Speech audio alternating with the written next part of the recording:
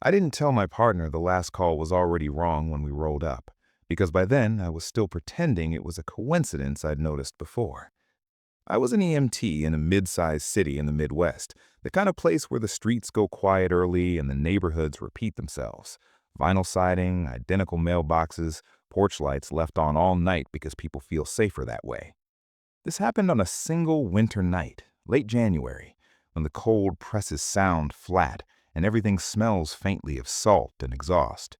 Snow had been falling earlier, not enough to stick, just enough to make the asphalt shine.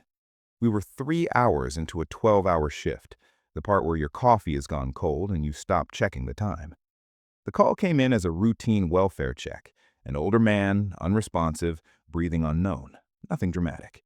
We parked in front of a split-level house at the end of a cul-de-sac. One porch light was out.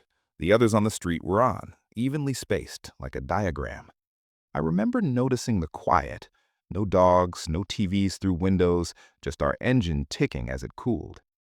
As I stepped out of the ambulance, I caught my reflection in the rear door glass. It lagged, just a fraction of a second, enough that I thought I'd imagined it. I blamed the cold, the glare from the street light, the way glass warps things at night. I shut the door harder than I needed to and followed my partner up the walk. Inside, the house smelled like old heat and dust. The patient was on a recliner in the living room, television on, volume low. He was alive. We did what we do: assessment, vitals, gentle questions. He answered slowly but clearly. No emergency transport. We advised follow-up, documented, left him watching the same program we'd interrupted. As we walked back out, I looked again at the ambulance door. This time I didn't see anything off. Relief came too easily. The next call was a minor MVC on a feeder road, no injuries. We stood in the cold, filling out paperwork, breath fogging. I kept catching myself glancing at reflective surfaces, the side mirror or the chrome on a bumper, without meaning to. Everything looked normal. I told myself that's what vigilance is. You look for things. Around midnight, dispatch sent us to a low-rise apartment building near the river. Chest pain, third floor, elevator out. The stairwell was concrete and smelled like damp coats. Fluorescent lights hummed.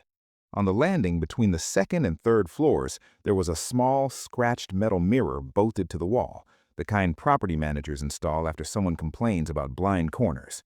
I saw myself as we rounded it, my jacket, my gloves, and then, just after I'd already passed, my reflection lifted its head. I stopped so abruptly my partner almost ran into me. "You good?" he asked. "Yeah," I said, because that's what you say. I turned back to the mirror. It showed an empty stairwell behind us. No delay, no movement. I felt foolish standing there, heart up in my throat, listening to the hum of the lights. We finished the call. The patient went with us. The monitor beeped steadily, the rhythm reassuring in the way routine always is. In the ambulance, I avoided looking at the interior cabinets. I focused on my hands, on the straps, on the numbers. When I finally glanced up, the small mirror above the bench seat showed me leaning forward, and then, after I'd already straightened, it finished the motion. The delay was unmistakable. My stomach dropped. I stared until my eyes burned. The reflection synced up again. It finished the motion. The delay was unmistakable. My stomach dropped. I stared until my eyes burned. The reflection synced up again, obedient, like it had made a mistake and corrected itself. I didn't say anything. I didn't want to give it shape by naming it. The night went on. Calls stacked the way they do when it's cold. Slips, shortness of breath, an intoxicated man sleeping in a bus shelter. Each time there was glass or metal or polished plastic, and each time the delay returned, slightly longer, slightly more obvious. In the sliding doors of the ER bay, in a storefront window as we jogged past, once in the black screen of a powered-off tablet, my reflection blinked after I'd already turned away. I started checking my watch more than usual, convinced we were running behind, that my sense of time was off. Fatigue does that. Long nights smear together. I told myself I was noticing patterns because I was looking for them. That's another thing the job teaches you. Your brain fills gaps when it's tired. Around 3 a.m., we were dispatched to a single-vehicle rollover on a rural road just outside the city limits. The fields were flat and empty, the sky low. Red and blue lights washed over frost and grass. The driver was shaken but fine. While my partner spoke to state police, I walked back to the ambulance to grab a blanket.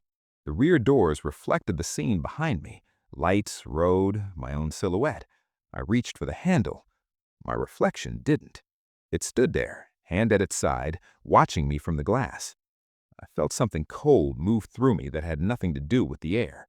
I didn't scream, I didn't step back. I just stared, waiting for my body to catch up to whatever my eyes were seeing. After a breath that felt too long, the reflection lifted its hand and mirrored me perfectly, late but precise. I grabbed the handle and pulled the door open so hard it rattled. I told myself then, very calmly, that I was done with mirrors, that if I didn't look, it couldn't happen. This is how you negotiate with fear when you're trying to keep functioning. The last call of the night came just before dawn.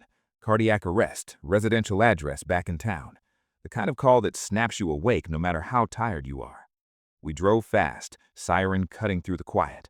The neighborhood was older, brick houses, narrow drives, trees bare and black against a gray sky just beginning to lighten. We worked the patient on the living room floor.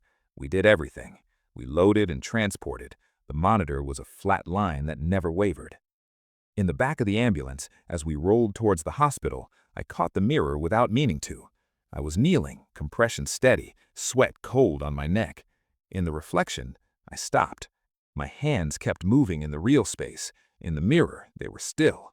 I could see my own face looking back at me, expression calm, almost curious, as if it were watching someone else work. Then, slowly, it knelt down, matching me again, the delay longer than it had ever been. The monitor beeped once, sharp and wrong, then settled back into silence. I didn't say anything. I didn't want to give it shape by naming it. I don't remember the rest of the transport clearly. I know we called it in the bay. I know I washed my hands and didn't look at the sink. I know my partner talked about breakfast plans and I nodded at the right places. When my shift ended, the sun was up. The world looked ordinary in that unforgiving morning way.